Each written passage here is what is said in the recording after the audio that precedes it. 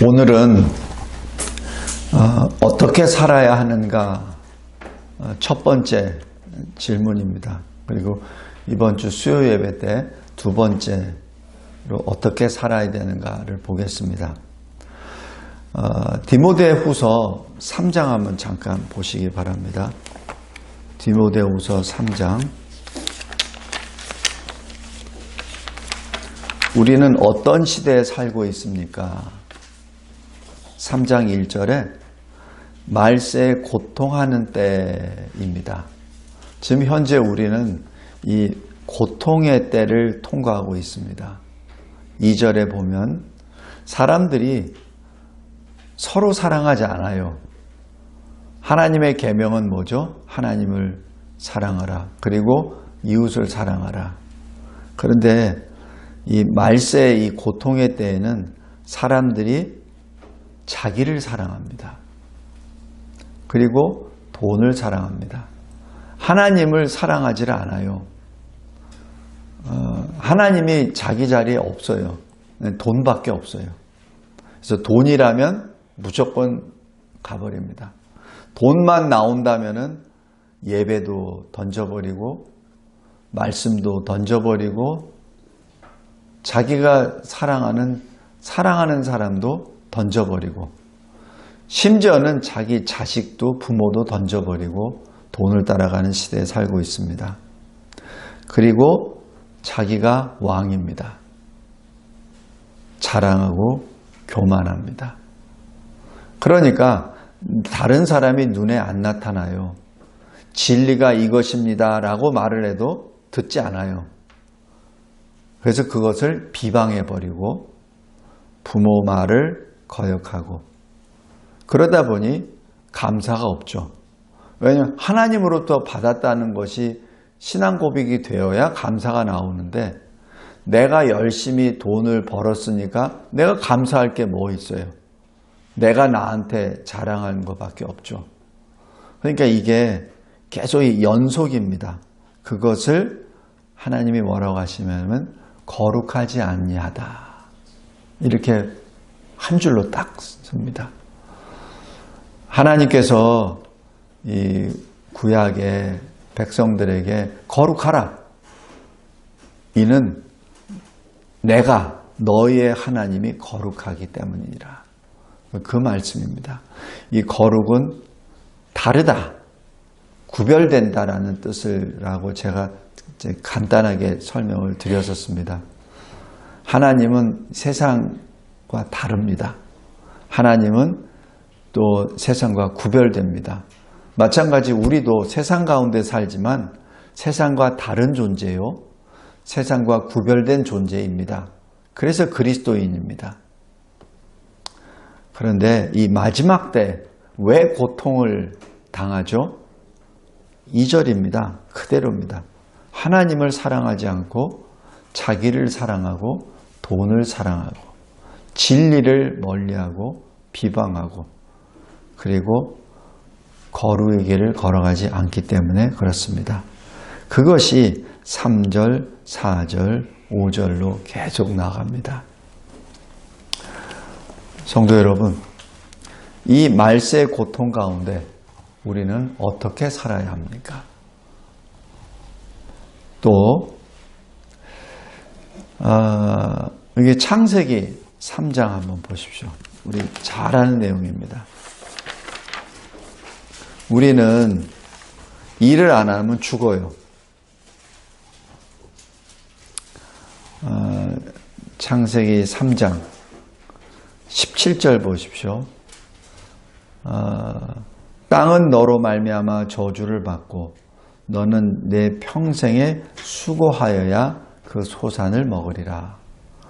그러니까 이 죄가 들어오기 전에는 수고라는 단어가 없어요. 저주라는 단어도 없습니다. 창세기 2장까지는 그런 말이 없어요.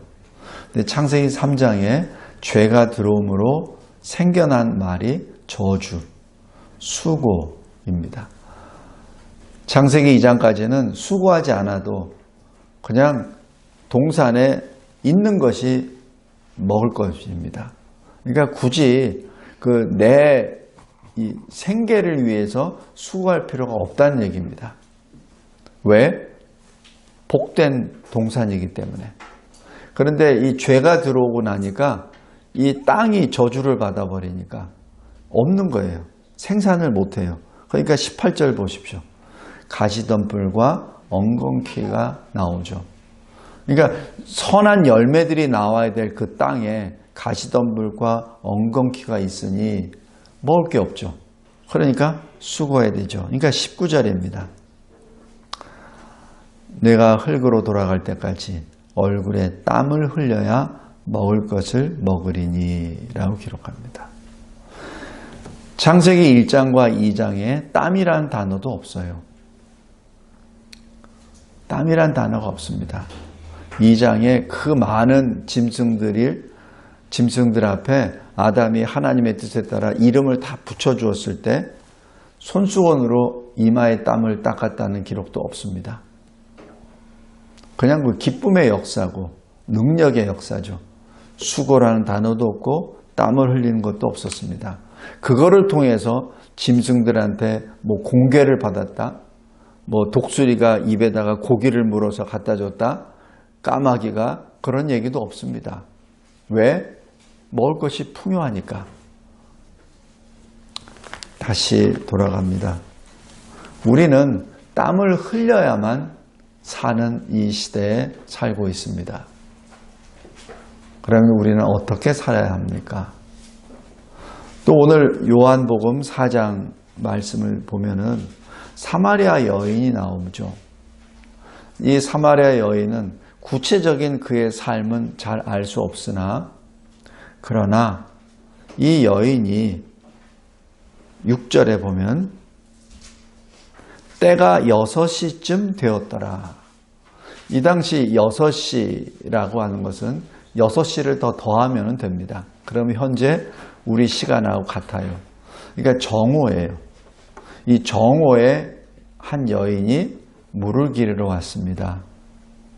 보통 이 우물터는 어떤 장소죠? 여인들이 만나서 이야기하고 교제하는 그 장소예요. 같이 삶을 논하고 이야기하고 자기 자식이나 남편의 어떤 그 아픔과 걱정거리가 있으면 그때 거기서 같이 나누고 또 서로 위로해주고 또 하는 그 장소 아닙니까? 교제의 장소예요. 근데 언제 우물에 오죠? 정오에는 안 옵니다. 뜨거운 낮이기 때문에. 그러니까 가장 좋을 때 아침 일찍 아니면 저녁 때 그때 오죠. 그래야 애들 밥도 챙겨주고 또 하고 아니면 그 밥을 챙기기 전에 온다든지 하여튼 그럴 때 이 여인들이 와서 같이 이야기도 하고 교제도 나누는 바로 그때입니다. 근데 이 사마리아 여인은 혼자 정오에 우물 곁으로 옵니다. 왜? 더 이상 손가락질 받기 싫어서. 더 이상 자기 자신을 당하여 멸시와 조롱을 더 이상 받고 싶지 않아서. 성도 여러분, 우리가 이 인생을 살면서 이러한 때가 있어요. 어떤 때는 내가 잘못했을 때도 그렇고 또 잘못하지 않았는데도 또 그런 때가 있어요. 그게 인생입니다. 내가 꼭 정직하게 살았다고 해서 내가 항상 형통한 삶을 가느냐? 아니에요. 오히려 정직하게 살고 올바르게 살기 때문에 더 멸시와 조롱을 받을 때가 더 많습니다. 우리 인생 살면 다 느끼잖아요.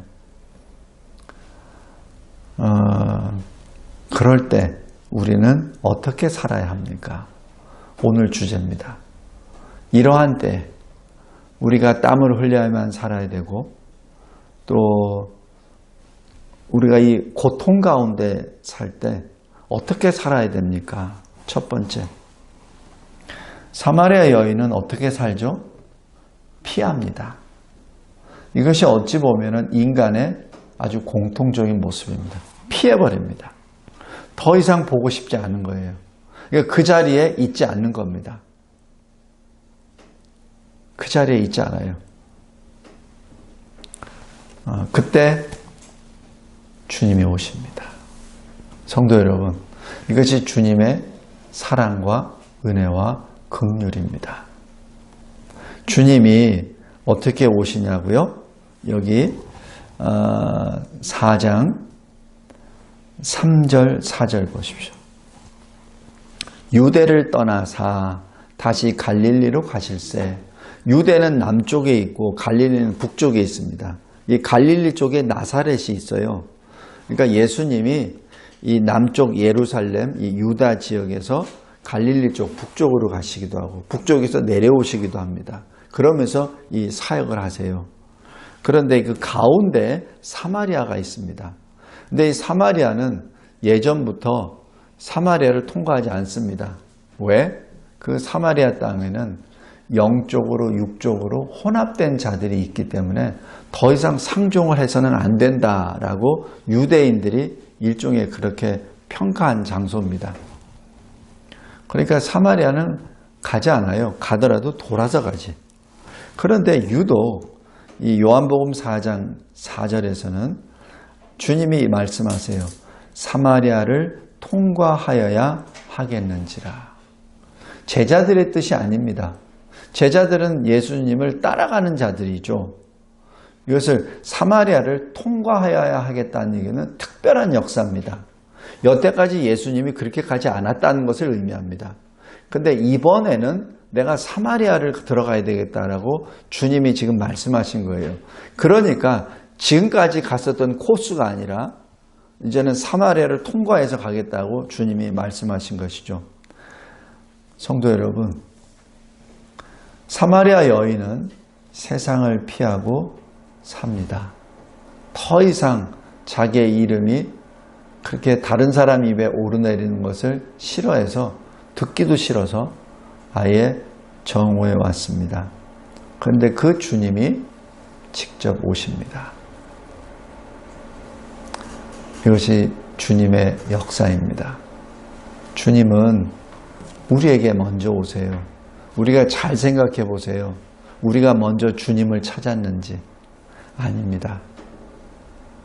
주님이 나를 먼저 찾아주셨어요. 우리가 주님을 먼저 찾지 않습니다. 왜냐하면 우리는 죄인이기 때문에 하나님을 찾지도 않고 하나님을 두려워하지도 않는 죄인이었었기 때문에, 아니 허물과 죄로 죽었었던 존재이기 때문에. 에베소서 2장입니다. 그때 그 여인에게 주님이 찾아오십니다.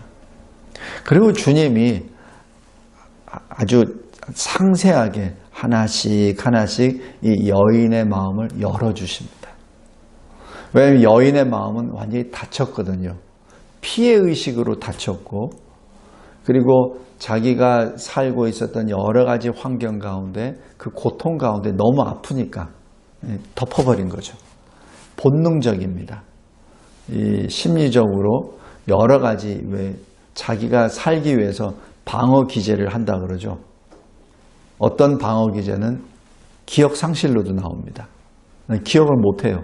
자기가 뭘 잘못했는데 그걸 기억을 못합니다.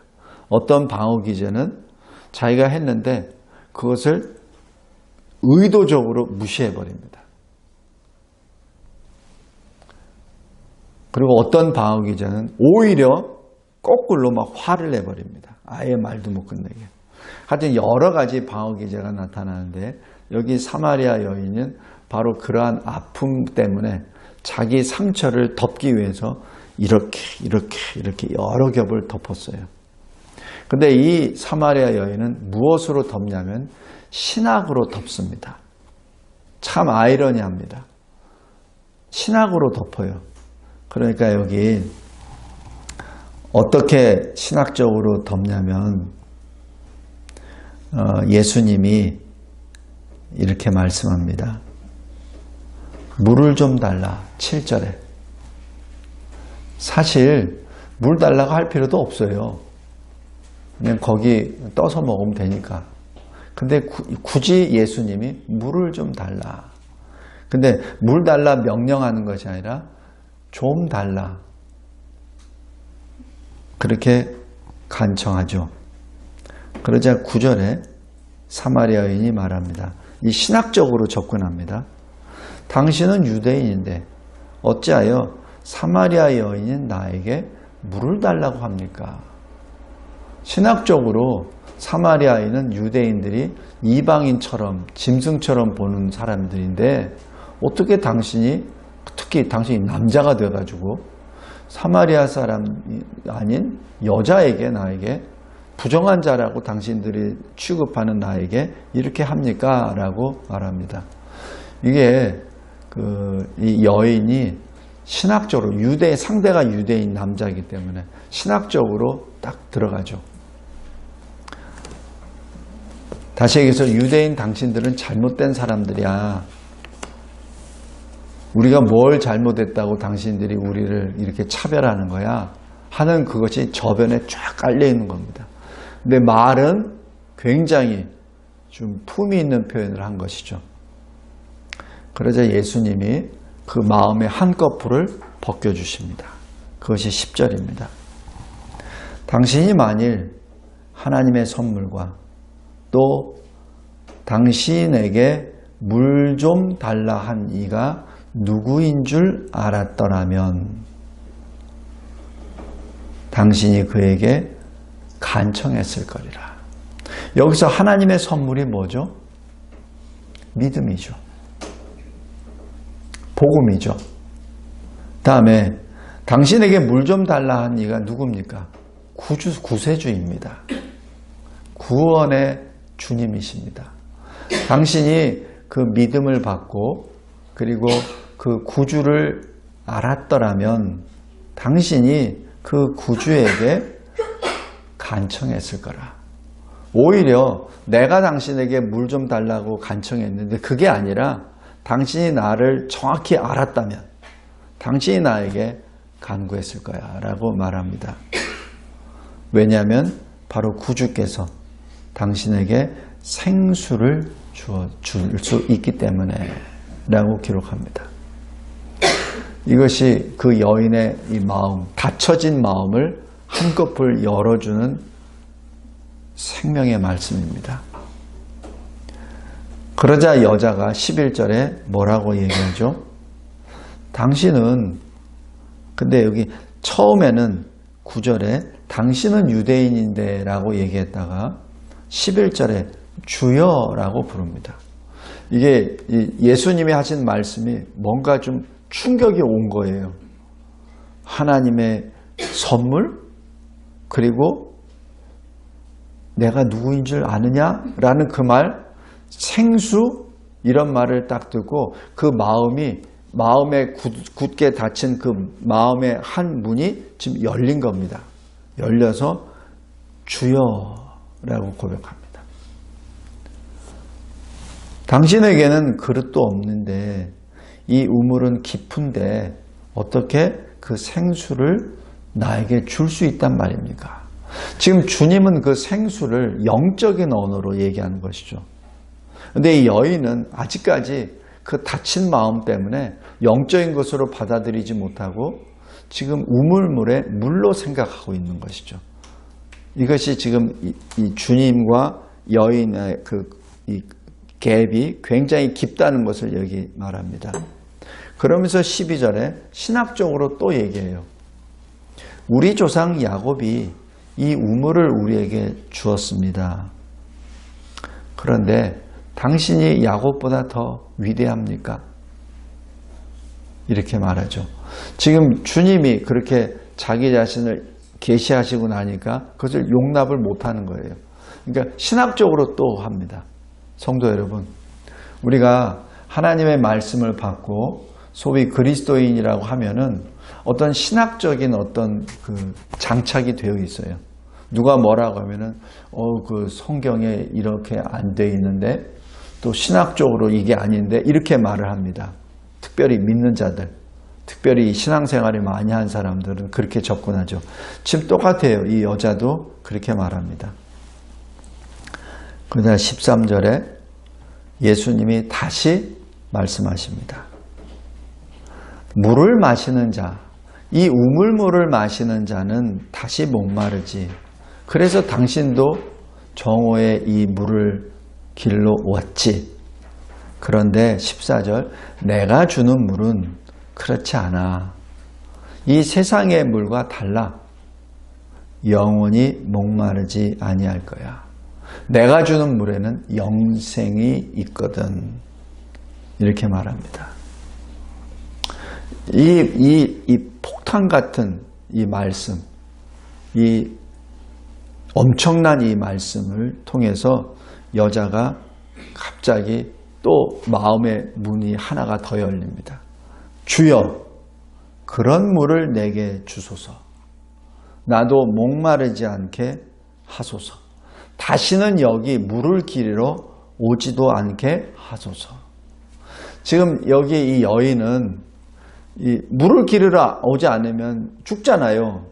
그러니까 자기가 듣기 싫은 말을 들으면서도 여기 온 거예요. 왜냐하면 살기 위해서. 그러니까 이 예수님이 이 목마르지 아니하는 물을 주신다고 하니까 그냥 거기서 문 하나가 더 열리는 거죠. 그냥 다른 거 다 집어치우고 나에게 주소서라고 딱 문을 더 엽니다. 이게 엄청난 역사입니다. 성도 여러분, 우리가 특별히 성인들, 특별히 마음에 상처가 많은 사람들, 마음 문 안 열어요. 안 엽니다. 절대 안 엽니다. 마음 문 안 열어요. 근데 여기 여자가 그냥 팍 열어버립니다. 그냥 뭐 다 집어치우고 나한테 주소서라고 합니다. 이것이 이 여인의 특성이기도 하고 성품이기도 하고 주님의 역사 앞에 열리는 그 여인의 마음의 문입니다. 이러자 16절에 주님이 마지막 한 번 딱 또 말씀합니다. 당신 남편을 불러오시오. 이 남편 문제가 이 여인에게 가장 아픈 아킬레스 근입니다.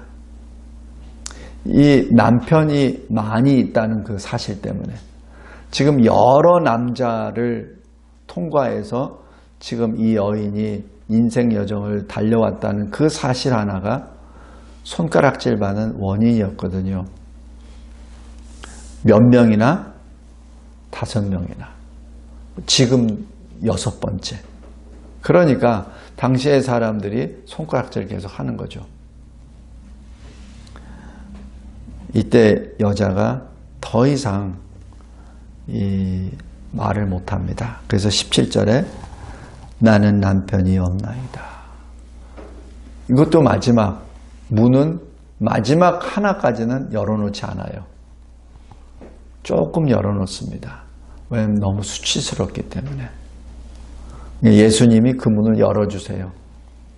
어떻게? 그래, 당신 남편이 없다는 것이 맞다. 그러면서 18절에 당신에게 남편 5이 있었지. 지금은 6번째 남자인데 당신 남편도 아니지. 그러니까 당신 말이 맞아. 성도 여러분, 지금 여러분이 만약에 사마리아 여인이라고 생각해 보십시오. 여러분이 결코 남에게 말하고 싶지 않은 어떤 치부가 어떤 낯선 사람에 의해서 들춰냈다고 보십시오. 어떻게 됩니까? 제가 전에 한 10년 전에 이 교회를 이제 개척하고 어떤 여자가 와서 막 눈물을 흘리면서 막 얘기를 하고 막 해요. 그래서 다 들어줬죠. 그래서 굉장히 그 여인에게 좀 수치스러운 어떤 그런 일들이 있었습니다. 그래서 제가 그래서 기도해 주니까 감사하다고 그러고, 그때 토요일이었으니까 내일 예배를 드리겠습니다 하고 떠나고 저는 그 다음 날 기대를 했어요. 안 나타납니다. 또 어떤 남자가 또 왔었어요. 그래서 또 그 남자도 콧물 눈물 다 흘리면서 얘기하고서 같이 기도했습니다. 그리고 교회 나오겠다 그랬어요. 다시는 안 나타납니다. 그게 사람의 그 모습이에요. 자기의 수치가 드러났잖아요. 안 나타납니다. 여기 이 여자는 주님이 마지막 그 여인이 스스로 덮고 있던 그 여인의 모습을 들춰내 주십니다. 그랬을 때 19절 여인이 말합니다. 주여 당신은 선지자로소이다. 지금 여기서 무릎을 꿇습니다. 이 선지자라고 얘기하는 것은 하나님의 사람이란 뜻입니다. 그러니까 하나님이 앞으로 일어날 일을 알려주셔서 그 일어날 일을 전하는 자가 선지자거든요. 그러니까 하나님의 사람이란 뜻입니다. 왜? 내가 입 다물고 있는데 내가 제일 싫어하는 것을 어떻게 그거 다 아냐는 얘기죠. 그러니까 당신은 하나님의 사람입니다라고 그렇게 고백하는 거죠. 그러자 다시 한번 신학적인 또 경계를 딱 합니다. 우리 조상들은 이 산에서 예배하는데 또 당신 유대인들은 예루살렘에서 예배한다고 하는데 또 신학적인 이슈로 또 들어가죠. 이게 참 이 인간의 어떤 그 간교한 모습이기도 합니다. 끝까지 자기의 그 참담한 것은 덮어두고 내가 그래도 신학적으로 이렇게 논할 수 있는 사람이야. 이걸 나타냅니다. 끝까지 자기 남아있는 자존심. 끝까지. 그러니까 자기 얘기를 하는 것이 아니라 신학적인 이슈를 얘기해요. 그럼 나는 이 정도 사람이거든. 그러니까 내가 비록 내가 이렇게 살고 있지만 그래서 내가 이런 사람이야 하는 것을 지금 나타내는 거예요. 누구한테? 예수님 앞에. 예수님이 누구세요? 하나님 말씀이잖아요. 하나님이시잖아요. 그러자 예수님이 이렇게 말씀하십니다. 21절에 첫 마디. 네가 지금 계속해서 자꾸 내가 질문하는 것에 대해서 이런 말 저런 말 하는데 그런 말 하지 말고 딱 한마디. 내 말을 믿으라. 내 말을 믿으라. 제가 이 본문 가지고 어느 오래된 그 권사님이 저한테 오셔가지고 막 하시면서 막 이걸 또 다르게 막 해석하면서 저한테 막 하더라고요. 그래서 그게 아니고 이렇게 되는 겁니다. 그랬더니 또 그냥 뭐 자기가 알고 있는 그 지식 가지고 또 얘기하더라고요. 그래서 제가 뭐라고 했냐면은 권사님 내가 목사 아닙니까? 내가 권사님 같은 분들에게 진리를 명확히 설명하라고 가르쳐 주라고 내가 사명을 받은 목사가 아닙니까? 근데 왜 목사의 말은 믿지 않고 왜 권사님의 말을 계속 그렇게 합니까? 그리고 목사가 다른 얘기하는 게 아니라 성경 말씀 가지고 얘기하는데 또 원어 가지고 해서 제가 그래서 히브리어 말, 헬라어 말 딱 갖다 놓고 펴면서 설명을 해줬어요. 이게 내가 직접 보여줬어요. 이렇게 손가락 집어가면서. 그래도 그게 아니래. 그러면 권사님은 누구 말을 믿는 겁니까? 여기 이 여인도 마찬가지입니다. 끝까지 자기를 지키기 위한 방어 기제로 신학을 사용을 합니다. 예수님이 이렇게 말씀하세요. 오늘 본문 23절, 24절입니다. 아버지께 참되게 예배하는 자들은 영과 진리로 예배할 때가 오나니 이때라. 이때라는 게 뭐예요? 지금이란 얘기죠. 지금이 바로 그때란 얘기죠. 지금이 바로 은혜 받을 때요. 지금이 바로 구원 받을 때란 얘기죠. 이때라. 지금 자꾸 옛날 얘기하지 말고 앞으로 미래 어떻게 될 거 얘기하지 말고 지금 은혜를 받고 지금 구원을 받으란 얘기죠. 아버지께서는 자기에게 이렇게 예배하는 자들을 찾으시느니라. 왜 찾죠? 그렇게 예배하는 자들이 없으니까, 드무니까 찾는 것 아닌가요? 세상에 60억, 70억 된다는 인구들이 있는데 하나님 아버지께 영과 진리로 예배드리는 자가 드무니까. 그러니까 아버지가 해서 찾고 계신다는 얘기죠. 교회는 수도 없이 많은데 하나님 아버지가 찾고 계신다는 얘기는 지금 그 많은 교회 가운데 영과 진리로 참되게 예배하는 자가 드물다는 뜻 아닌가요? 그죠? 그러니까 24절에 이렇게 결론을 내렸습니다. 하나님은 영이시니라. 하나님은 사람이 아니야. 눈에 보이는 것으로 마음을 빼앗기지 마. 눈에 보이는 것이 다가 아니야. 보이지 아니하는 하나님이 다스리시잖아. 그러면 눈에 보이는 것은 극히 일부야. 예배하는 자는 영과 진리로 예배할지니라. 성도 여러분, 이게 굉장히 주님이 굉장히 자기 상처 그리고 주변으로부터의 멸시 그로 인하여 자기의 생계 유지 모든 것이 겹치고 겹쳐서 수겹으로 닫혀있는 한 여인의 마음의 문을 하나씩 하나씩 열어놓으시는 주님의 사랑의 역사입니다. 사실 이 여인 별로 아무 생각 없이 그냥 얘기 안 하고 그냥 가셔도 돼요. 그런데 이 사마리아를 통과하여라고 하시는 그 주님의 목적은 이 여인을 구원하시기 위함입니다. 이 여인 한 사람을 구원하시기 위하여 예수님이 직접 오시는 것이고, 이 여인 한 사람을 구원하시기 위하여 이 여인에게 이렇게 길게 말씀하십니다. 우리 잘 보세요. 12년 동안 혈루증에 있던 여인이 예수님의 옷자락을 뒤에서 잡죠. 그 예수님이 일으켜 세우셔서 말하게 하죠. 그때 그 12년 혈루증에 있던 사람들이 막 자기 얘기를 하죠. 예수님 뭐라고 하세요? 내 딸아, 내 믿음이 너를 구원하였느니라. 너의 믿음으로 구원을 받은 것이지 네가 내 옷자락을 잡아서 나은 것이 아니야. 딱 그 한마디입니다. 예수님은 어떤 역사 가운데 굉장히 핵심적인 말씀 딱 하고 그 사람이 받을 수 있는 말씀을 딱 주십니다. 그런데 유독 이 요한복음 4장 사마리아 여인에게는 굉장히 자세하게 몇 번씩 계속해서 설명을 해주세요. 왜? 사마리아 여인의 마음의 문이 너무 겹겹으로 쌓여버렸기 때문에. 그래서 그 문을 스스로 열도록 해주십니다.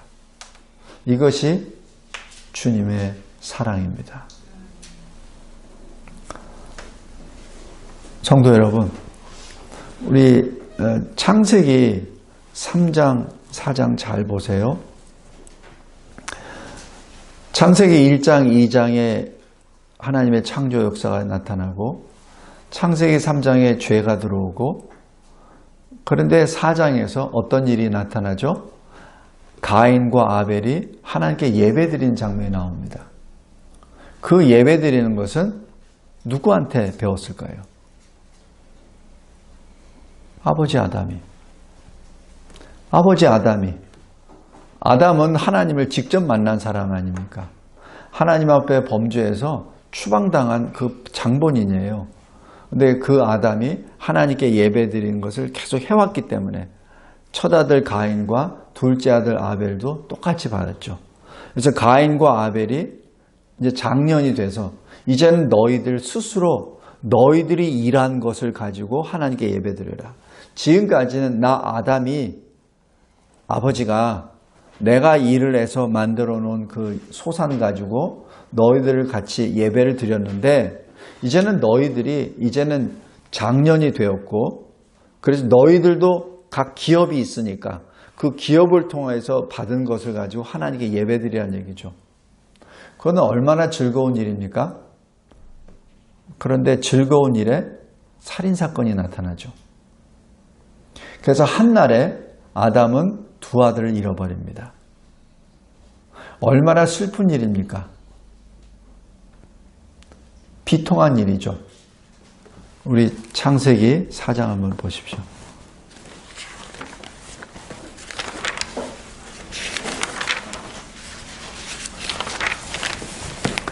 하나님은 그 아담에게 어떻게 하시죠? 네가 가정교육을 잘못 시켜서 이렇게 됐어. 그렇게 합니까? 아니죠. 아담은 아마 자기 자신이 굉장히 많은 어떤 회개를 했을 거예요. 왜냐하면 내 이 두 아들이 왜 이런 일을 당했습니까? 아담이 악해서? 그것이 아니라 아버지의 입장에서는 아담은 내 죄 때문에, 나의 원죄 때문에 내 아들들이 이렇게 죄인으로 떨어져 버렸구나. 아마 그거로 인하여 굉장히 하나님 앞에 더 회개의 눈물을 흘렸을 겁니다. 25절에 하나님이 다른 씨를 주셨습니다. 아벨 대신. 이것이 하나님의 긍휼의 역사입니다. 하나님은 슬퍼하는 아담, 비참하고 회개하는 아담에게 새로운 기회를 주세요. 그것이 26절 셋입니다. 셋이 또 아들을 낳고 에노스를 낳죠. 그래서 에노스 시대가 됐을 때 가정 예배가 아니라 공적 예배를 드릴 수 있는 공동체가 이루어졌다는 것을 의미합니다. 이때 비로소 여호와의 이름을 불렀더라라고 말합니다. 성도 여러분, 그 비참한 그때 하나님께서 은혜를 내려주셔서 새로운 아들을 주시고 씨를 주시고, 그래서 그 씨가 다시 또 그 씨를 또 내서 그때는 이제 공적으로 현재 우리처럼 공적 예배를 드릴 수 있는 그러한 언약의 무리들이 모였을 때, 교회가 세워졌을 때 하나님이 그것을 기뻐하십니다. 슬픔의 역사의 4장 가운데 마지막 끝부분에 하나님께서 우리에게 주십니다. 하나님이 기뻐하시는 그 장면을 기록하게 하십니다. 우리 말씀을 맺겠습니다. 고통의 때 우리는 어떻게 살아야 됩니까? 예배로 살아야 합니다. 어떤 예배를 드려야 됩니까? 영과 진리로 예배를 드려야 합니다. 예배 자리에 한 번이라도 더 나오는 저와 여러분이 되기를 바랍니다. 예배 시간이 있습니까? 그렇다면 세상 일을 내려놓고 예배 자리에 나오시기 바랍니다. 왜냐하면 그것이 하나님이 기뻐하시는 일이에요. 이 말세의 고통 가운데 있을 때 우리는 어떻게 살아야 됩니까? 예배로 살아야 합니다. 특별히 내가 바쁠 때 바쁠수록 더 예배에 참여하십시오. 내가 어려운 일을 당할 때 어려운 일을 당했습니까? 그렇다면 예배로 나오십시오. 왜냐하면 그 예배로 나오는 것을 하나님이 기뻐하세요. 예배로 나올 때 하나님이 지혜를 주십니다. 예배로 나올 때 하나님이 능력을 주십니다.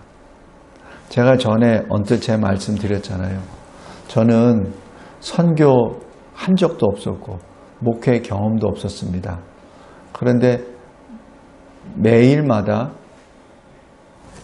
한 10페이지, 20페이지씩 써가지고 발표를 해야 돼요. 뭘 가지고 발표합니까? 내 경험이 없는데. 그래서 제가 시작한 것이 새벽 예배였습니다. 그럼 예배를 드리면은 하나님이 주세요. 그래서 보통 한 5년, 6년 그 PhD 그 과정을 제가 2년 반 만에 마쳤잖아요. 제 자랑이 아니라 제 간증입니다. 여러분들이 혹시 인생길에 어려움을 닥쳤습니까? 그리고 세상을 살아나가는데 어떤 방법을 찾지 못하겠습니까? 예배 자리에 나오세요. 그럼 예배 자리에 나오면 다 있어요. 말씀이 있죠. 기도가 있죠. 찬송이 있죠. 그 자리에 나오십시오. 그러면 예배를 어떻게 드린다고요? 영과 진리로 드리잖아요. 그럼 그 영이 어디서 나온 영입니까? 성령이 주신 거잖아요. 요한복음 14장, 16장에 성령이 어떻게 해주시죠? 성령이 우리에게 가르쳐 주시고, 뭘 가르쳐 주신다고요? 예수님이 하신 말씀을 기억나게 해 주시고, 예수님의 말씀이 어떠한 것인지를 해석해 주십니다. 그러면 예수님이 누구세요? 이 세상을 창조하신 하나님의 말씀이잖아요. 그리고 이 세상에 우리를 구원하시는 구주이시잖아요. 그럼 구주의 말씀을 내가 깨달아 알게 되면 이 세상에 내가 어떻게 살아야 될지 너무 쉽게 열리지 않나요? 안 그래요? 너무 쉽게 열리잖아요. 그런데 왜 그 예배 자리에 안 나오죠? 여기 계신 분들 다 나오시니까 여러분들한테 하는 말보다는 그냥 하는 얘기입니다. 예배 자리에 나오시면 하나님이 주세요. 주십니다. 제가 예수님의 말을 그대로 인용합니다. 21절. 여자여 내 말을 믿으라. 내 말을 믿으라. 지금 하나님이 낙심하고 슬퍼하고 회개 눈물로 머리에 재를 뿌리고 옷을 찢고 마음을 찢는 그 아담에게 주신 것은 예배 회복입니다.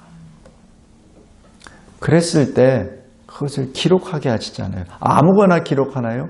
아담이 얼마나 슬퍼했는가 여기 4장에 기록되어 있나요? 없습니다. 하와가 얼마나 슬퍼하고 두 아들을 잃어버렸는데 어찌 어떤 부모가 장성한 두 아들이 사라져 버렸는데 어떤 부모가 그것을 슬퍼하지 않는 부모가 어디 있습니까? 없어요. 얼마나 슬퍼하겠습니까? 얼마나 마음을 치면서 자기들이 범한 그 원죄에 대하여 나 때문에 내 아들들이 이렇게 됐다구나 얼마나 슬퍼하겠습니까? 그런데 하나님이 주신 것은 씨를 통하여 예배 회복을 하십니다. 에덴에서부터 쫓겨났었던, 그래서 하나님과 함께 동행하지도 못하는 그 비참한 아담에게 하나님과 동행할 수 있는 길을 보여주신 거예요. 그것이 예배입니다. 예배를 통해서 하나님이 주시는 하나님의 지혜를 받기 바랍니다. 다니엘이 뻔히 자기가 예배하고 기도하는 것을 나타나면 자기가 죽는다는 것, 사자굴에 떨어진다는 걸 뻔히 알아요. 80이 넘은 그 다니엘이 왜 그걸 모르겠습니까? 다니엘이 한 10대 때 바벨론으로 끌려가고 70년 후에 다시 회복하라는 예레미야의 그 말씀에 따라 기도했던 사람이잖아요. 그러니까 이 다니엘이 80이 넘어서 자기가 이제 죽을 줄 뻔히 알면서 창문을 열고 예루살렘을 향하여 자기 하던 그대로 예배드립니다. 예배드릴 때 어떻게 해요? 감사함으로 예배드립니다. 두려움으로 예배드리는 거 아니에요. 그냥 마지못해서 내가 했으니까 이것도 해야지 라고 하는 기도가 아니라 감사함으로 예배를 드립니다. 그랬을 때 주님이 다니엘에게 세상을 이기는 권세를 주시잖아요. 성도 여러분, 다시 한번 오늘 말씀 잘 기억하시기 바랍니다. 지금 예수님이 이 사마리아의 여인에게 주시는 말씀은 예배 회복입니다. 여러 가지 방어 기제로 자기 자신을 문 닫고 한 것을 지금 다 열어주시고 마지막 한마디, 예배를 드리라. 아버지께서 예배자를 찾고 계시니 사마리아 여인이여 예배자가 되라. 우리 고린도후서 6장 한번 보십시오.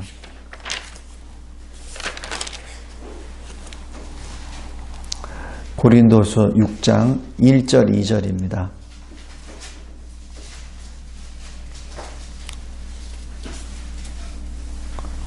지금 사도 바울을 통하여 성령이 말씀하십니다. 우리가 하나님과 함께 일하는 자로서, 그러니까 요새로 말하면 목사로서 여러분들에게 권합니다. 하나님의 은혜를 헛되이 받지 마십시오. 2절에 이르시되 내가 은혜 베풀 때에 너에게 듣고 구원의 날에 너를 도왔다 하셨으니 보라 지금은 은혜 받을 만한 때요 보라 지금은 구원의 날이로다. 기도하겠습니다.